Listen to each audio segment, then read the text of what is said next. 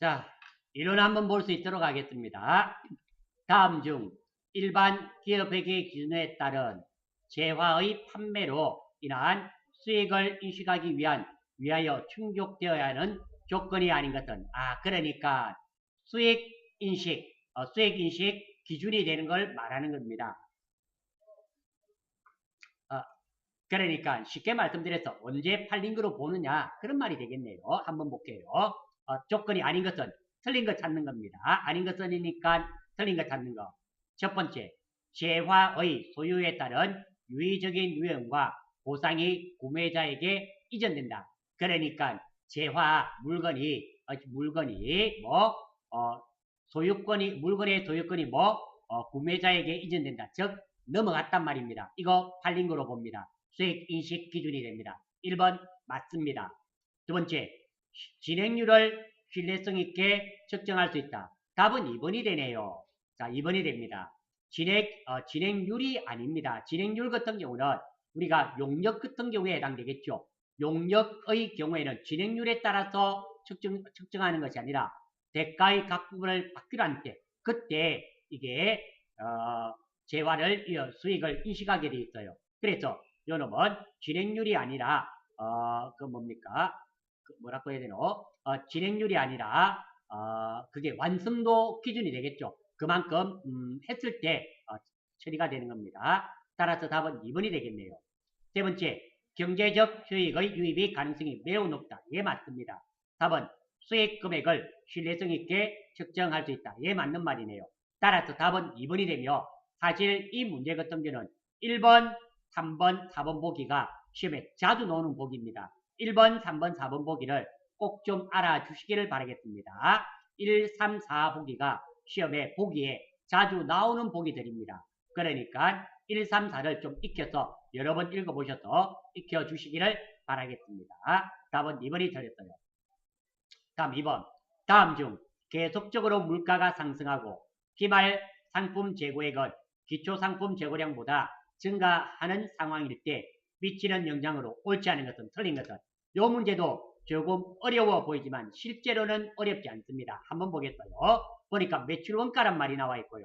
기말 상품, 선입 선출, 후입 선출 이런 말이 있네요. 자, 일단 우리가 매출 원가 한번 구해 보겠습니다. 매출 원가는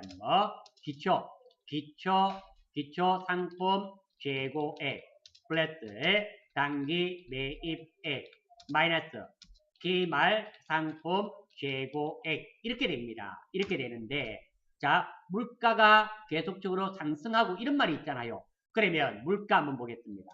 물가가 상승한단 말은 이렇게 되겠네요. 10원, 20원, 30원, 40원, 50원 이렇게 올라간단 말이잖아요. 올라간단 말이 되고 상승할 경우, 자, 여기 보니까 선입선출, 총평균, 이동평균, 그 다음에 구입선출 나와 있네요. 자, 여기 선입선출과 선입선출, 그리고 총평균, 그리고 구입선출, 이거에 대해서 각각에 대해서 해보면 됩니다. 자, 출발 한번 해볼게요. 자, 요 총평균은 항상 가운데입니다. 선입선출과 구입선출만 맞추시면 돼요. 문제 보니까 물가가 계속 상승하고 기말 재고량이 기초보다 증가한다. 이 말은 기초가 없어지고 기말이 많이 남았단 말이네요. 자, 4개를 팔았다 쳐요. 자, 4개를 팔았는데, 자, 먼저 기초보다 기말이 증가했단 말입니다. 선입선출하면 어때요? 먼저 들어온 것부터 먼저 나가니까 한 개만 남는다 치겠습니다. 자, 다시 한번 더. 자, 보세요. 물가가 계속 상승하고 이렇게 물가가 올라가고 있습니다. 올라가고 있고. 다음, 자, 기초 상품 재고량보다 기말 상품 재고량이 기초보다 증가한 상황일 때, 자, 선입 선출을 하면 뭐가 남나요? 50원짜리가 남겠죠. 왜? 기말이 남았으니까. 그러면 원가 한번 보겠습니다. 원가. 자, 여기에 남은 거. 기말 재고액. 선입 선출일 때는 얼마가 남을까요? 50원 남겠죠. 한 개만 남았다면. 이게 50원 남고. 그래, 후입 선출이면 어때요? 나중에 들어온 것부터 먼저 꺼내주니까 이게 어떻게 됩니까? 10원짜리가 남잖아요. 요거 이해되시나요? 요거 충분히 이해되시죠? 어려운 말이 아니니까. 물가가 10원부터 50원까지 올라갔고 선입 선출일 때 기말액계 요게 남는단 말이잖아요. 기초보다 증가했으니까 요 물가가 10, 20, 30, 40 했는데 50원짜리가 하나 남았단 말이에요. 선입선출로 하면 50원짜리가 남을 것이며 구입선출로 하면 뭐 10원짜리가 남았을 겁니다. 맞아요? 자, 그러면 이거 한번 보세요. 여기에 자, 매출원가 한번 보겠습니다. 자, 선입선출일 때는 얼마? 요게 50원짜리가 남았을 것이며 그리고 요게 선입선출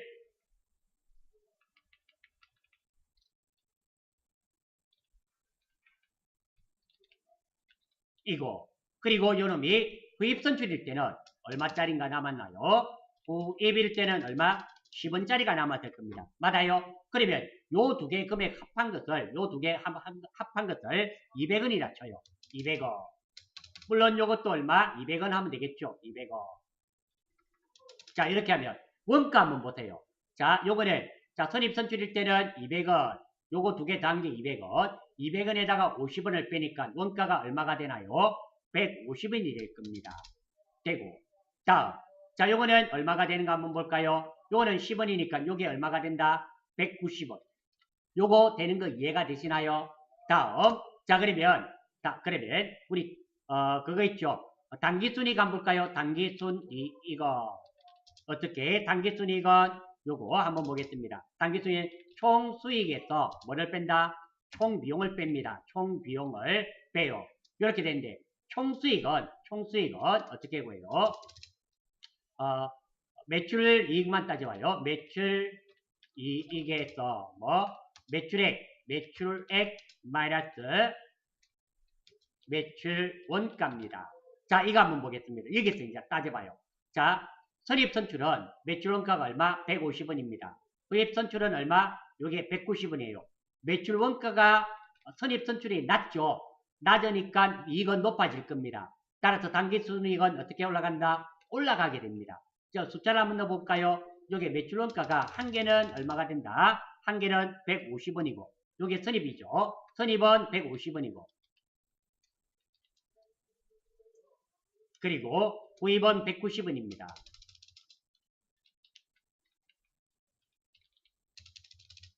(190원이에요) 그래서 선입선출은 원가가 낮아요. 원가가 낮으니까 이익이 올라갑니다. 단기순이익이 올라가요. 따라서 지금 선입선출이 구입선출보다 단기순이익이 많아집니다. 일단 한번 보겠어요.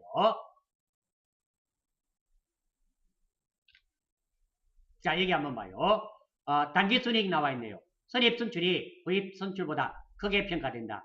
예, 3번 맞는 말입니다. 맞죠? 보세요. 선입선출은 남는 게 50, 기말제국이 50원 남고 그러니까 매출원가가 150원이 되며 구입선출은 190인데 선입선출은 150원이고 원가가 떨어지니까 매출이익이 올라가고 매출이익이 올라가면 수익이 올라가고 수익이 올라가면 단기순이익이 올라갑니다. 따라서 단기순이익은 선입선출이 구입선출보다 크게 평가됩니다. 예, 이 말 맞는 말입니다. 두 번째입니다. 매출원가는 선입선출법이 총평균보다 작게 평가된다.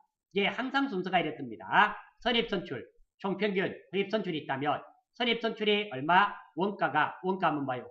기말제국이 50원 남으니까 선입선출이 선입선출이 원가가 줄어들게 되죠. 예, 이 말도 맞는 말이 되겠네요. 3번 기말 상품 가액은 선입선출이 구입선출보다 크게 평가된다. 한번 볼까요? 자, 기말 재고액은 선입선출이 구입선출보다 크게 평가되죠. 예, 맞는 말입니다. 맞죠? 우리 요건 방금 했었잖아요. 요거 됐습니다. 따라서 요 말도 맞는 말. 그러면 4번이 틀렸겠네요. 4번 한번 봅시다. 왜 틀렸는지.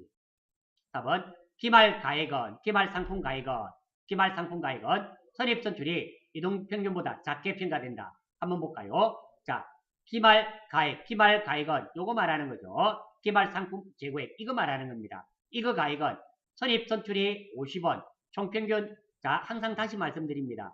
선입선출과 구입선출이 있어요. 그러면 이동평균이나 총평균은 요거 사이입니다. 요거 사이에요. 제가 안 구했습니다. 요거 한 30원 해볼게요. 항상 이렇게 됩니다. 가운데 있어요. 총평균과 이동평균은.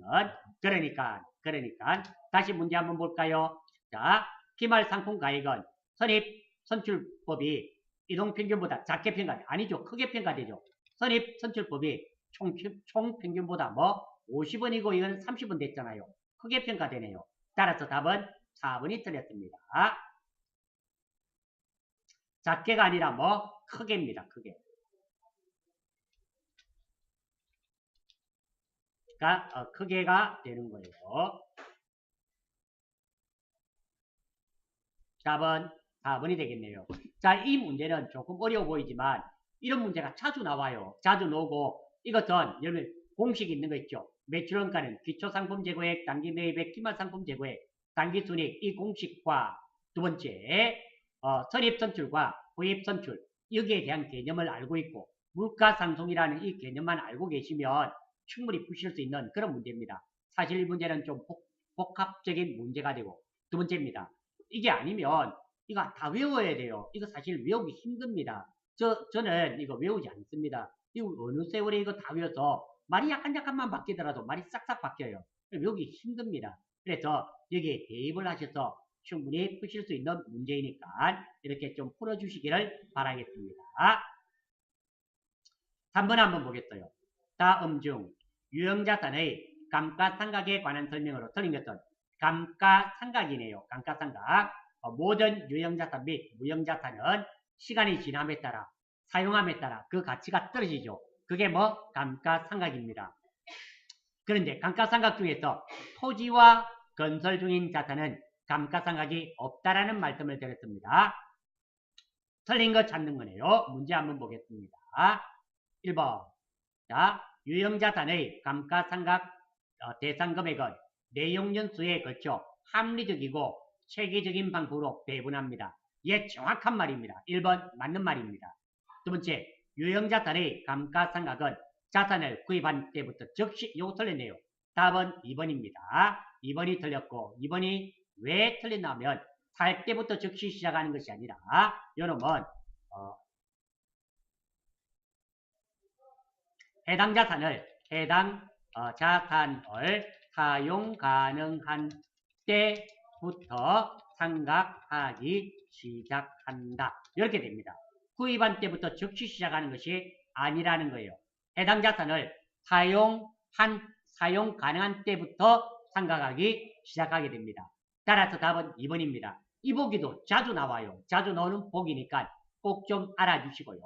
감가상각에 관련된 문제도 자주 출제되는 문제입니다. 좀 익혀주시기 바랍니다. 맞는 것들이 더 중요합니다.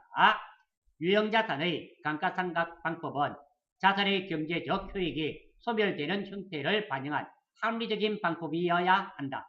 1번과 3번은 비슷한 말입니다. 예, 맞는 말입니다. 유형자산의 내용연수는 사용연수를 말합니다. 자산으로부터 기대되는 효용에 따라 결정된다. 예, 맞는 말입니다. 따라서 답은 2번이 되며 구입한 때부터가 아니라 사용 가능한 때부터 상각하기 시작한다는 거 이거 알아주시면 좋겠습니다. 다시 말씀드리지만 답 2번도 중요합니다. 하지만 1번, 3번, 4번 이 보기들도 중요합니다. 71회 때는 문제가 이렇게 나왔지만 72회나 3회 다른 회차에서는 이 보기에 있는 말이 문제에 나오고 문제에 나온 것이 보기에 나옵니다. 문제가 자주 나오는 문제니까 이런 건 꼭 좀 익혀주시기 바랍니다. 4번 한번 보겠어요. 4번. 부채에 대한 설명으로 옳지 않은 것은 부채, 갚아줘야 될 의무죠. 부채는 원칙적으로 1년을 기준으로 유동부채와 비유동부채로 구분한다. 예, 맞습니다. 여기에 사실은 원칙 1년 앞에 뭐라고 있으면 더 좋을까요? 재무상태표일로부터. 재무상태표 1로부터 뭐 1년 이렇게 해주면 더 좋겠죠? 더 좋았을 겁니다. 아무튼 1년이 재무상태표일로부터 1년이 안 돼서 갚아줘야 되는 것은 유동부채, 1년 넘어서 갚아줘야 되는 것은 비유동부채로 구분합니다. 예, 1번 맞습니다. 2번 일반 기업회계 기준에는 단기차익금, 매입채무. 자, 매입채무하면 두 가지가 있죠. 매입채무에는 어떤 것들이 있나요? 매입채무, 외상매입금, 그리고 직업원. 이 두 가지. 그리고 사채를 유동부채 항목으로 분류하고 있다. 자, 이게 단기차익금은 당연히 유동부채 맞습니다. 외상매입금, 직업원도 뭐 유동부채가 맞아요. 맞습니다. 자, 여기 보니까 사채라는 거 있네요. 사채는 자주 노는 개념 과목이 아닙니다. 사채가 유동부채인지 비유동부채인지 잘 모르겠네요. 자, 그러면 어떻게 하면 될까요? 이 계정 과목에 관련된 것은 항상 어디 가보면 된다? 계정 과목 및 적용 등록 있죠. 여기서 찍어보시면 됩니다. 찍어보시고 컨트롤 F 사체. 아무튼 시험 치실 때 계정 과목에 관련된 거 궁금하실 때는 이리 쳐보세요. 사체 나와 있네요. 어떤 부채입니까? 비유동 부채입니다. 따라서 답은 몇 번이 됩니까? 2번이 틀렸죠. 어떤 거? 사채는 뭐가 된다? 비유동 부채. 물론 이 문제 답은 2번입니다. 2번이 틀렸고, 자, 이 문제 요거는 알고 있다 하더라도 사채가 유동부채인지 비유동부채인지 모르는 경우가 있다라는 거예요. 그러면 고민하지 마시고 이렇게 계정과목 및 적용 등록 이것들 많이 이용하실 수 있도록 하십시오. 의외로 쉽게 문제를 푸실 수 있습니다. 꼭 좀 이거 사용하실 수 있도록 하십시오. 아무튼 답은 2번이 되며 4번 문제는 계정과목 및 적용 등록 이거 들어가신 분은 다 맞았습니다. 이거 본인이 생각해서 맞는지 안 맞는지 의문을 가지면서 이거 맞을 거야 아닐 거야 판단하신 분은 틀릴 수도 있었습니다. 따라서 4번 문제는 공짜 문제였습니다. 나머지 거 보겠어요. 충당 부채는 과거 사건이나 거래의 결과에 의한 현재 의무로서 자원이 유출될 가능성이 높아야 된대요. 예, 맞습니다. 우발 부채는 부채로 인식하지 않고 주식으로 기재한다. 예, 맞습니다. 자, 우발 부채입니다. 우발 부채는 부채로 인식하지 않습니다. 이 말 자체가 시험에 나와요. 이 말 자체가 우발 부채는 부채로 인식하지 않는다는 말, 이 말 중요한 말입니다. 우발 부채란 말은 예상치 못한 부채, 예상치 못한 부채. 갑자기 뭐 우리가 예를 들어 보면 우리가 보험 같은 거 드는 이유가 사고를 날 때를 대비해서 보험을 듭니다. 마찬가지예요. 사고라는 것은 사고 날 것이라고 예상을 하나요? 예상치 못했잖아요. 그러하듯이 우발부채도 부채가 발생되긴 되는데 언제 어디서 어떻게 발생될지 모르는 부채를 무엇이란다? 우발부채가 됩니다. 이런 우발부채는 부채로 인식하지 않습니다. 그리고 뭐로 기재한다? 주석으로 따로 적는다는 거. 이 말 자체도 좋은 말이니까 이 말도 좀 알아주셔야 됩니다. 5번 다음 중 회계 변경에 대한 관한 설명으로 옳지 않은 것들. 요 근래에 이런 문제가 자주 나와요. 자주 나옵니다. 맞는 말들 좀 알아주십시오. 첫 번째, 일반 기업회계 기준에서 회계 정책의 변경을 요구하는 경우 회계 정책을 변경할 수 있습니다. 예, 맞습니다. 회계 정책의 변경을 요구하는 경우에는 회계 정책을 변경할 수 있습니다. 두 번째입니다. 회계 정책의 변경을 반영한 재무제표가 더 신뢰성이 있고 목적 적합한 정보를 제공할 경우 회계 정책을 변경할 수 있습니다. 예, 맞습니다. 회계 정책을 변경한 재무제표가 더 믿을만하고 그래 목적에도 더 합리적일 때는 뭐 정책을 변경할 수 있습니다. 예, 맞습니다. 왜? 재무제표라는 것은 외부 정보 이용자에게 정보를 제공해 주는 건데요. 이 정보가 더 신뢰성 있고 더 정확하다면 당연히 정책을 변경해 줘야 되는 게 맞다. 이런 말이 됩니다. 3번 회계 추정의 변경은 소급하여 적용하며 전기 또는 그 이전의 재무제표를 비교 목적으로 공시할 경우 소급 적용에 따른 수정사항을 반영하여 재작성한다. 3번도 언뜻 보면 맞는 말인데 3번은 틀렸습니다. 이것이 회계 추정이 아니라 이게 지금 이 말은 회계 정책입니다. 정책. 회계 정책의 변경이 되는 거예요. 제거의 변경은 소급 적용합니다. 하고 전기 또는 그 이전의 재무제표를 비교 목적으로 공시할 경우 소급 적용에 따른 수정사항을 반영하여 재작성해 줘야 됩니다. 예, 맞습니다. 따라서 답은 3번이 틀렸고요. 3번은 회계 정책에 관련된 말입니다. 3번 보기도 좋은 보기니까 이런 것도 좀 익혀주시는 길밖에 따로 없습니다. 답은 회계 변경의 속성상 그 효과를 회계 정책의 변경 효과와 회계 추정의 변경 효과로 구분하기 불가능한 경우 이를 회계 추정의 변경으로 본다. 예, 맞습니다. 1번, 2번, 3번, 4번, 5번 이런 문제들 요즘 자주 나옵니다. 보기로. 그러니까 좀 익혀주시기를 바라겠어요. 다음 6번입니다. 자, 다음 부산물과 공통원가 배부에 대한 설명 중 틀린 것은 자, 부산물이네요. 부산물. 이거 어려운 말이 아닙니다. 부산물이란 제품을 생산하고 남은 것. 뭐 이거 것이 되고요. 이것도 뭐 제품의 일종입니다. 제품의 일종.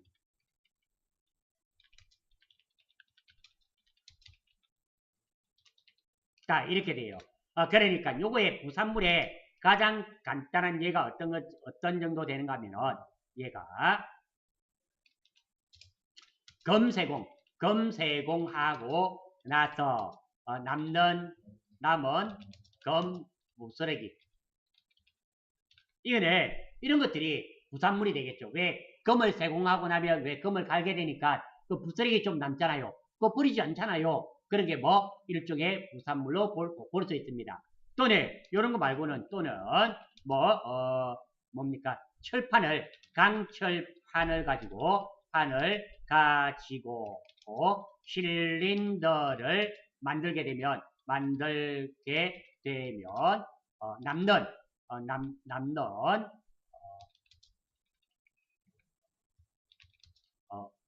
남는 철판 조각들 이런 것들이 부산물이 되겠죠. 왜 금속판을 가지고 실린더 같은 거 만들어요. 그럼 구멍이 빠끔빠끔 뚫히고 나면 주위에 남는 철판들 있잖아요. 그런 것들이 뭐 일종의 부산물로 볼 수 있습니다. 자, 에 대한 설명으로 틀린 것들.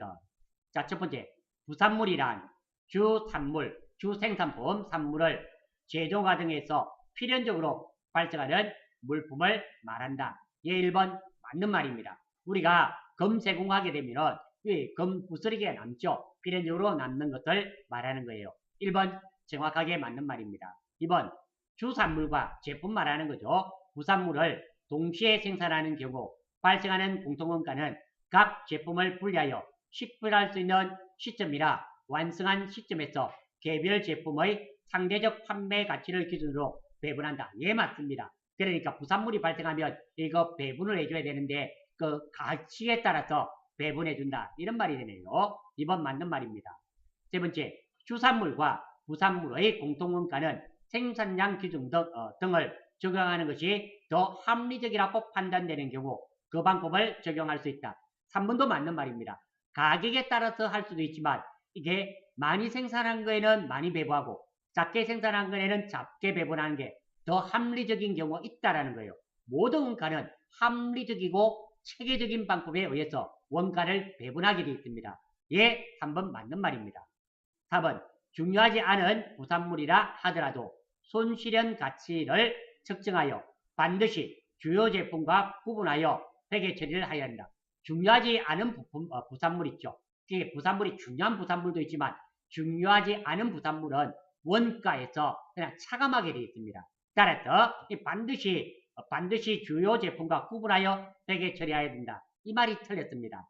중요하지 않은 부산물은 남은 것은 부산물은 원가에서 차감하여 표시할 수 있다. 이렇게 돼 있어요. 원가에서 차감하여 원가에서 뺄 수 있단 말입니다. 빼고 안 적을 수 있다라는 거예요. 왜? 그 부산물이 가치가 얼마 안 되기 때문에 원가에서 바로 빼서 적을 수 있는데 반드시 주요 제품과 구분하여 회계 처리해야 된다. 그래서 요놈이 틀린 겁니다. 그리고 뭐 보편적으로 그래요. 시험 치실 때 반드시 뭐만 이런 말이 들어가면 그러면 대부분 틀렸어요. 대부분 반드시 그런 것은 없죠. 세상 사는 게 반드시 그래야 되는 이런 거는 사실 많지 않습니다. 그래서 아무튼 중요하지 않은 부산물은 원가에서 차감하여 표시할 수 있다는 거, 뭐 요 정도 알아주시면 좋겠습니다.